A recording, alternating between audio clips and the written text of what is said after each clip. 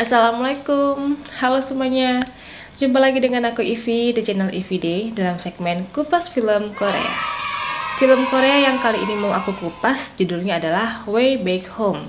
Film ini diangkat berdasarkan kisah nyata yang terjadi pada tahun 2014 lalu di Korea Selatan pada seorang ibu rumah tangga yang terjebak dalam sindikat narkoba di Prancis dan harus ditahan selama 2 tahun di Pulau Martinique, Karibia tanpa persidangan. Di akhir cerita nanti, aku juga akan menceritakan kepada kalian bagaimana keadaan si ibu ini dalam kehidupan nyatanya. Gimana cerita lengkapnya? Yuk kita nonton video ini sampai habis ya.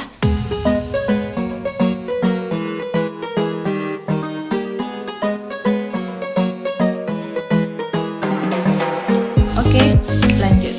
Way Back Home adalah film asal Korea Selatan yang disutradarai oleh Bang Eun-jin dan dirilis pada tahun 2013. Dikisahkan pada awalnya, ada sebuah keluarga kecil yang terdiri dari seorang ayah, ibu, dan anak putrinya yang berusia 5 tahun. Nah, awalnya keluarga ini ada ayam aja nih. Si ayah dan si ibunya mempunyai usaha bengkel di mana mereka berdua menjadi karyawannya. Si bapaknya ini jadi teknisi yang bener-benerin mobil yang rusak, sementara ibunya bertugas nyuciin mobil pelanggan. Nah, di sini si ibu yang bernama Jeon-yeon diperankan oleh aktris yang bernama Jeon Do-yeon. Sedangkan si ayah yang bernama Jong-bae diperankan oleh aktor yang bernama Go-seo. Go-seo sendiri. Suatu hari pada saat si Jeon-yeon ini baru selesai mencuci mobil pelanggan, tanpa sengaja dia ini menginjak seekor laba-laba. Nah, di sini dia udah nggak enak hati ya kan? Karena katanya menurut kepercayaan orang Korea, kalau misalkan kita tuh ngebunuh laba-laba di pagi hari, itu bisa mendatangkan kesialan pada tamu. Nah, teringat dia kan, pas pula memang hari itu mereka mau kedatangan tamu. Jadi ada seorang kawan lama dari suaminya yang bernama Mundo mau datang berkunjung pada hari itu. Jadi terus dibilangkannya lah kan sama suaminya kayak gini, "Pah, kawanmu itu bisa nggak usah jadi datang? Aku baru nginjak laba-laba nih loh. Kan katanya kalau nginjak laba-laba di pagi hari bisa bikin sial," katanya gitu. Ya itu translate bahasa Korea versi aku ya. Terus kata suaminya, udah setahun loh kita nggak jumpa dia. Lagian si Mundo itu kan udah bukan orang lain lagi lah sama kita," katanya. Nah, baru dia ngomongin kayak gitu, tiba-tiba si Mundo udah datang. Dia datang sama seorang teman lainnya yang bernama Guangsing. Nah, terus duduk-duduk lah orang itu ya kan sambil makan. Dan gak berapa lama datang lagi satu orang kawan mereka yang bernama Soji. Nah, ini dia nih. Ramalan kesialan tadi yang akhirnya berubah menjadi kenyataan itu berasal dari si Soji ini nih. Singkat cerita, 6 bulan pun berlalu dari semenjak pertemuan itu. Dan di suatu pagi pada saat si Jeon-yeon lagi bersih-bersih rumahnya, tiba-tiba si Soji ini datang. Dan dia menumpang makan. Agak heran juga si Jeon-yeon ini ya kan, kok bisa lah tiba-tiba datang numpang makan anak ini dalam hatinya. Jadi ditanyakannya lah sama si Soji ini ya kan, kok kenapa? Kok tumben? Terus kok kayaknya kelaparan kali kayak gini? Terus dijawab sama si Soji, "Oh, aku tadi kebetulan lagi lewat daerah sini. Terus tiba-tiba aku pengen makan makananmu. Ya jadinya ya singgahlah aku," katanya gitu. Yang ngedengar kayak gitu, si Jeon-yeon ini pun senyum aja ya kan. Sambil diliatinnya lah si kawannya ini kok lusuh kali, pikirnya. Ada apa lah gitu kan. Tapi nggak berani ditanyanya, cuman diliatinnya aja kawan ini dari ujung kepala sampai ujung kaki. Udah aneh rasanya, tapi dia nggak berani nanya. Akhirnya dia diam aja. Tiba-tiba pas malamnya si Jeon-yeon sama suaminya ini dapat kabar kalau si Soji ini ditemukan telah mati gantung diri di sebuah pohon. Dan bersama dengan jasadnya ditemukan sebuah surat pengakuan bunuh diri dan permintaan untuk identifikasi. Terus belum lagi hilang kagetnya dibikin si Soji, orang ini udah dapat kabar lagi yang bikin makin terkaget-kaget. Apa itu? Ternyata si Soji ini mati ninggalin utang senilai 600.000 won. Yang mana 200.000-nya itu adalah menjadi tanggung jawab dari suaminya si Jeon-yeon. Kok bisa? Kenapa bisa gitu? Karena ternyata selama ini karena suaminya menjadi penjamin untuk hutang si Soji. Terkejutlah si Jeon-yeon ini ya kan. Ditengoknya lah suaminya ini dengan tatapan heran. Karena dia nggak tahu selama ini bahwasanya suaminya ini pasang badan buat hutang kawannya. Tapi rupanya suaminya pun juga terkejut, karena setahu dia selama ini dia cuma menjadi penjamin atas hutang si Sojay senilai 50.000 won. Tapi kok bisa tiba-tiba jadi 200.000? Dan ternyata ketahuan akhirnya kalau ternyata si Sojay ini ngambil pinjaman lebih dari yang dibilangnya sama suami si Junyon. Dan akhirnya habislah rumah, bengkel, tempat usaha mereka ini buat bayar hutang si kawannya tadi. Bangkrutlah mereka sampai udah nggak punya apa-apa lagi, sampai akhirnya terpaksa harus pindah ke kontrakan yang lebih kecil karena itu lebih murah. Nah, disinilah konflik keluarga kecil ini mulai terjadi hingga akhirnya menjadi besar.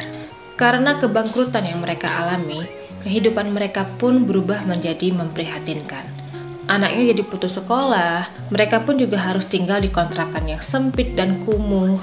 Bahkan itu pun uang kontrakannya udah nunggak beberapa bulan.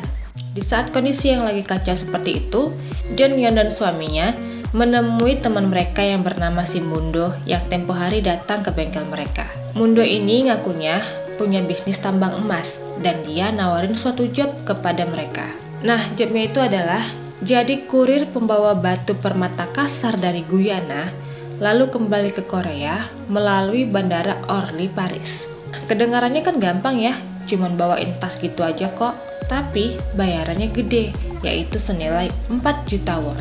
Awalnya, si Junyon ini nyuruh suaminya buat nolak pekerjaan itu, karena dia punya feeling kayaknya ini nggak bagus pekerjaannya. Tapi suaminya nggak sependapat, hingga akhirnya mereka pun bertengkar. Nah, ujung dari pertengkaran itu, suaminya itu ngambek, keluar dari rumah, dan nggak pulang selama berhari-hari. Akhirnya, karena bingung dan terdesak, Junyon pun menghubungi Mundo dan menerima tawaran pekerjaan tersebut. Dia nggak bilang-bilang nih sama suaminya kalau dia mau pergi ngambil kerjaan itu. Sebelum pergi, dia cuma ninggalin sebuah catatan kecil yang isinya mengatakan bahwasanya dia pergi ke tempat yang jauh selama beberapa hari dan anak mereka dititipkan kepada adik iparnya. Cerita berlanjut ketika akhirnya Junyon tiba di bandara Orly, Paris setelah membawa tas dari Guyana.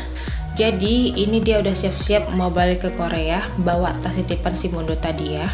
Tapi ternyata di bandara Orly, Paris ini dia dicurigai sama petugas.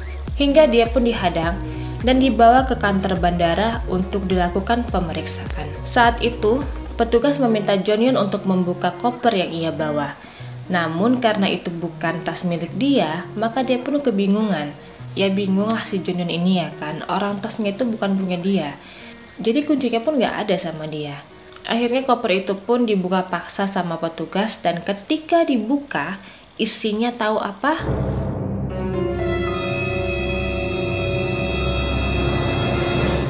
Satu tas koper itu isinya penuh dengan kokain semuanya.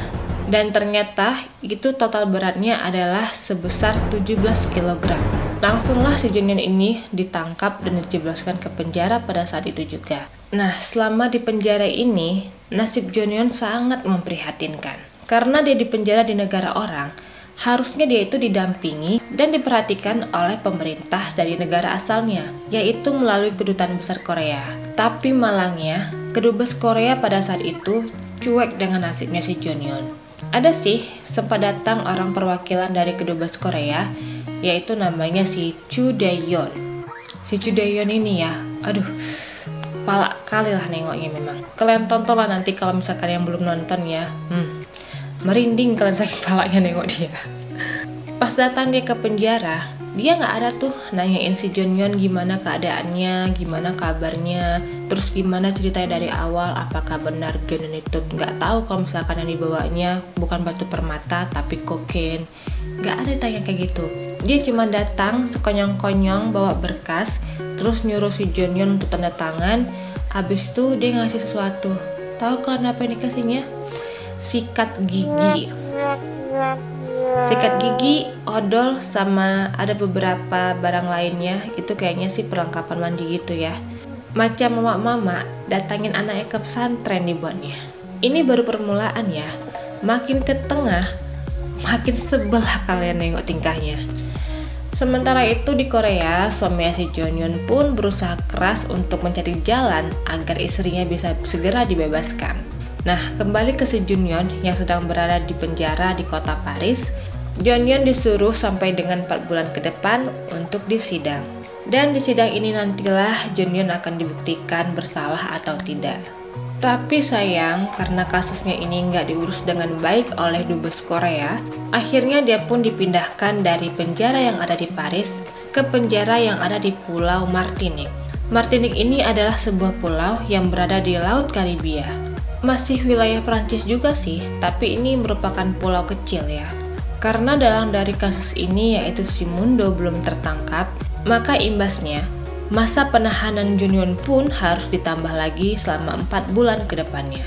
Dan di sini lagi-lagi Kedubes Korea menunjukkan kinerjanya yang buruk. Hakim di pengadilan Martinique sudah meminta agar Kedubes Korea mengirimkan penerjemah agar mereka di sana bisa berkomunikasi dengan lancar pada Junyon.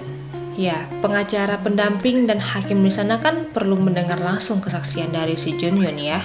Karena ini penting untuk menjadi bahan pertimbangan pada saat persidangan nanti.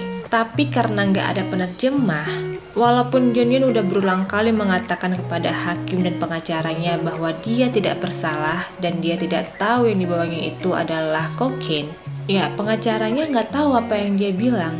Jadinya pengacara pendampingnya pun nggak bisa membela dia di sana. Jadi gara-gara itu terpaksalah masa tahanannya ditambah 4 bulan lagi. Suatu hari, akhirnya si Mundo ini tertangkap oleh kepolisian Korea. Suami si Junyon pun memohon kepada Mundo agar dia mau bersaksi bahwasanya istrinya tidak bersalah dan tidak tahu apa-apa mengenai kasus ini. Dan untungnya pada saat disidang, Mundo pun mengatakan bahwasanya Junyon tidak bersalah.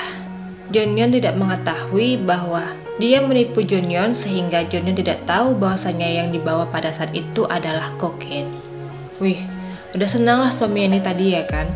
Ditulisnya lah surat buat istrinya di penjara tadi, dikasih taunya ini si Mundo udah ketangkep dan udah bersaksi di persidangan mengatakan bahwasanya kamu gak bersalah. Dan hasil rekaman persidangan akan diterjemahkan ke dalam bahasa Prancis untuk dikirimkan kepada hakim di pengadilan Martinique. Senanglah si Junyon ya kan, karena ini kan berarti sudah bisa dibuktikan bahwasanya dia nggak bersalah dan berarti sebentar lagi dia akan dibebaskan. Tapi, lagi dan lagi si Cho Dae-yeon, orang dari Kedubes Korea yang menyebalkan itu berbuat ulah. Dokumen terjemahan hasil persidangan di Korea sudah sampai di meja kerjanya, tapi diabaikan sama dia. Dimasukkannya ke dalam lemari, berisi dokumen-dokumen kurang penting lainnya, hingga akhirnya dia pun lupa bahwasanya ada dokumen itu di situ. Dan akhirnya apa? Dokumen itu ikut dimusnahkan pada saat jadwal pembersihan berkas. Akibatnya, status Junyon pun kembali menggantung di penjara Martinique dan terpaksa harus diperpanjang lagi sampai 4 bulan ke depan. Jadi ketentuannya itu setiap 4 bulan sekali kasusnya ini ditinjau. Kalau misalkan tidak ada perkembangan baru, maka ya otomatis ditambah lagi sampai 4 bulan ke depan. Tapi ini berlaku sampai 2 tahun. Jadi kalau misalkan udah sampai 2 tahun dan kasusnya masih belum ada menunjukkan perkembangan apa-apa, maka Junyon pun bisa dibebaskan bersyarat. Nah, hal ini akhirnya terjadi pada Junyon. Setelah 2 tahun di penjara tanpa persidangan, akhirnya ia diberikan bebas bersyarat. Bebas bersyarat ini artinya dia memang sudah bisa dikeluarkan dari penjara, tapi ia harus tinggal di sebuah tempat yang sudah ditentukan oleh kepolisian Martinique. Selain itu, dia juga harus mematuhi aturan-aturan yang sudah ditetapkan, seperti tidak boleh keluar rumah lewat dari jam 6 malam, lalu setiap seminggu sekali dia harus wajib lapor, dan tidak boleh bepergian keluar dari wilayah Pulau Martinique. Nah, keadaan mulai berbalik membaik semenjak suaminya Junyon ini ditemui oleh seorang produser dari stasiun TV KBC. Produser ini tertarik untuk membuat film dokumenter dari kisahnya si Junyon. Produser ini jugalah yang memberikan info bahwasanya di Martinique sana ada seorang warga negara Korea yang sudah 3 tahun tinggal di Pulau Martinique. Lalu akhirnya berangkatlah si produser ini bersama suaminya Junyon ke Pulau Martinique. Nah, dari sinilah awal mula terkuak ketidakberesan kedutaan Korea di Prancis dalam mendampingi kasusnya si Junyon. Si produser ini ngejumpain hakim, pengacara pendamping, bahkan warga Korea yang katanya sudah tinggal di sana selama 3 tahun. Dan dari sanalah dia mendapatkan pengakuan bahwasanya kedubes Korea memang tidak pernah mengirimkan dokumen apapun kepada hakim di pengadilan Martinique.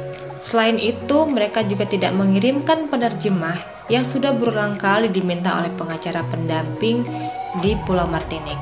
Dan juga, warga negara Korea yang diwawancarai mengaku tidak mengetahui bagaimana bisa kedubes Korea mengatakan tidak ada warga negaranya yang tinggal di pulau itu. Padahal dia sudah pernah melaporkan tentang keberadaannya di Paris kepada kedubes Korea.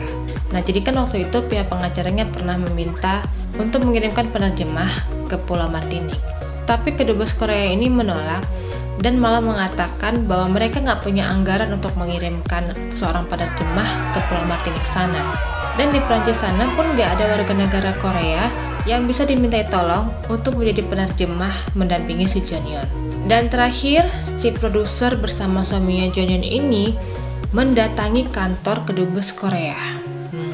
Dan di sana tertangkap basah kalau ternyata mereka memang selama ini tidak pernah mengirimkan dokumen-dokumen yang diminta oleh hakim di Martinique, termasuk dokumen terjemahan hasil persidangan si Mundo yang sangat penting itu. Akhirnya video dokumenter itu pun selesai dibuat dan disiarkan di siaran televisi Korea. Dan hal itu pun menarik perhatian para warga hingga membuat kehebohan di internet. Banyak sekali warga yang menaruh simpati hingga membuat penggalangan dana untuk Jeonyeon. Selain itu, kecaman juga datang bertubi-tubi kepada pemerintah yang akhirnya membuat si Chudayan dan atasannya dimutasi ke negara lain. Rasain. Akhirnya cerita ini pun berakhir happy ending. Jeonyeon pun akhirnya berhasil disidang dan hakim memutuskan untuk menjatuhi hukuman padanya, yaitu penjara selama 1 tahun. Tapi karena Jeonyeon ini sudah menjalani masa tahanan selama 2 tahun, maka otomatis hukumannya telah berakhir dan dia dapat langsung dibebaskan sepenuhnya. Ya, itulah dia tadi ceritanya tentang seorang ibu rumah tangga yang terjebak dalam kasus penyelundupan narkoba. Aku suka sekali dengan film ini dan benar-benar salut ya sama perjuangan pasutri ini, dimana saat mereka mengalami nasib buruk, mereka berusaha untuk saling mensupport, sama-sama berjuang untuk menyelesaikan masalah, dan berusaha bertanggung jawab atas kesalahan yang telah mereka perbuat. Nah, di kehidupan nyata, tokoh Jeonyeon ini mempunyai nama asli Jang Mi-jeon. Dalam artikel yang ditulis oleh Hong Jo-hee, susah-susah kali nama kalian. Dalam artikel yang ditulis oleh Hong Jo-hee di Korea Jongeng Daily, disebutkan bahwa saat ini Jang Mi-jeon telah mempunyai 2 orang putri. Dan dia membuat sebuah buku yang berjudul Lost Days yang menceritakan tentang perjalanan hidupnya. Di buku ini, Jang Mi-jeon lebih banyak menceritakan tentang bagaimana ia menjalani hari-harinya pasca telah dibebaskan dari penjara. Ternyata ia harus menghadapi masalah lain yang timbul akibat masa lalunya. Jang Mi-jeon mengatakan bahwasanya ia sulit untuk bersosialisasi dengan masyarakat dan mengalami susah tidur karena dia itu sudah kecanduan dengan obat tidur yang dia konsumsi selama di penjara. Selain itu, ternyata putri-putrinya pun dikucilkan di sekolah karena orang-orang tidak mau berteman dengan anak dari seorang ibu yang merupakan mantan narapidana. Jang Mi-jeon mengatakan, "Aku tidak mau anak-anakku mengetahui tentang diriku dari orang lain. Itulah alasanku untuk menulis buku ini." Ya, ternyata pengalaman pahit itu menyisakan banyak trauma dalam diri Jang Mi-jeon ya. Hingga sampai sekarang dia pun masih berusaha untuk bisa berdamai dengan keadaannya. Oke semuanya, itu dia tadi kupas film Korea kali ini. Terima kasih kalian sudah mau nonton. Sekian dulu videoku kali ini dan jangan lupa buat komen di bawah bagaimana tanggapan kalian tentang film ini. Dan jangan lupa juga dukung channel aku dengan cara like, komen, subscribe, dan share video ini. Terima kasih, sampai ketemu lagi di video yang lainnya. Assalamualaikum, bye.